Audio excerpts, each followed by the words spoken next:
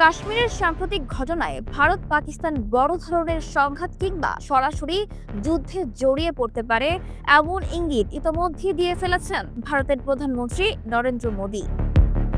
সাম্প্রতিক হামলায় খবর ছড়িয়ে পড়তেই সৌদি আরব সফর সংক্ষিপ্ত করে দ্রুত দেশে ফিরছেন প্রধানমন্ত্রী। তবে তার ফেরার পথেই যেন মিলেছে এক অঘোষিত যুদ্ধবার্তা। রিয়াদে যাওয়ার সময় পাকিস্তানের আকাশসীমা ব্যবহার করলেও ফেরার পথে নরেন্দ্র মোদী সেই আকাশপথ পুরোপুরি এড়িয়ে গেছেন।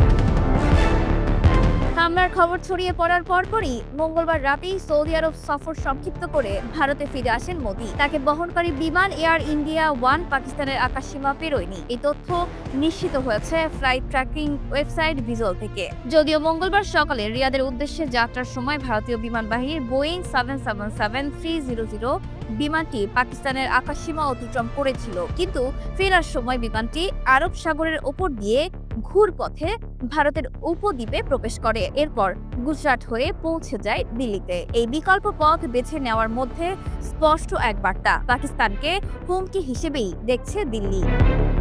প্রধানমন্ত্রীকে বহনকারী বিমানের নিরাপত্তা নিশ্চিত করতে তাই ভারত এবার বেছে নিয়েছে আরও সতর্ক ও ঝুঁকিমুক্ত পথ। ভোরের দিকেই দিল্লির পালাম বিমান ঘাঁটিতে অবতরণ করেন মোদী। এরপর দ্রুত বৈঠকে বসেন পররাষ্ট্রমন্ত্রী এস জয়শঙ্কর এবং জাতীয় নিরাপত্তা উপদেষ্টা অজিত দোভালের সঙ্গে।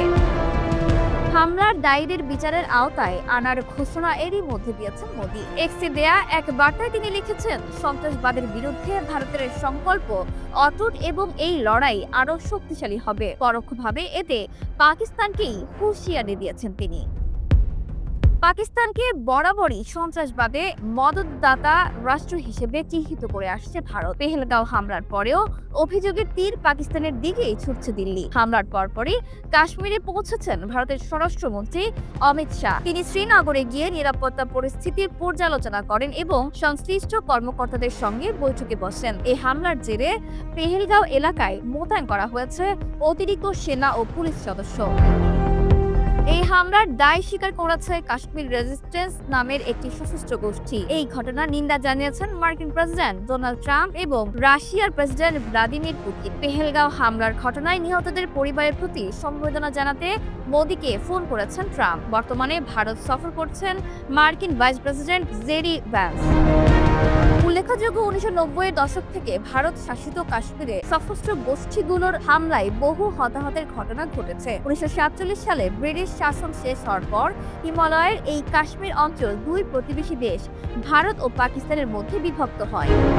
এই অঞ্চল নিজেদের ভূখণ্ড বলে দাবি করে আসছে পরমাণু শক্তিধর দুই রাষ্ট্রই। এই নিয়ে তারা বিগত কয়েক দশকে জড়িয়ে পড়েছে দুটি পূর্ণাঙ্গ যুদ্ধ এবং একটি সীমিত সংঘাতে। বর্তমানে কাশ্মীরে প্রায় 5 লাখ ভারতীয় সেনা সদস্য স্থায়ীভাবে মোতায়েন রয়েছে।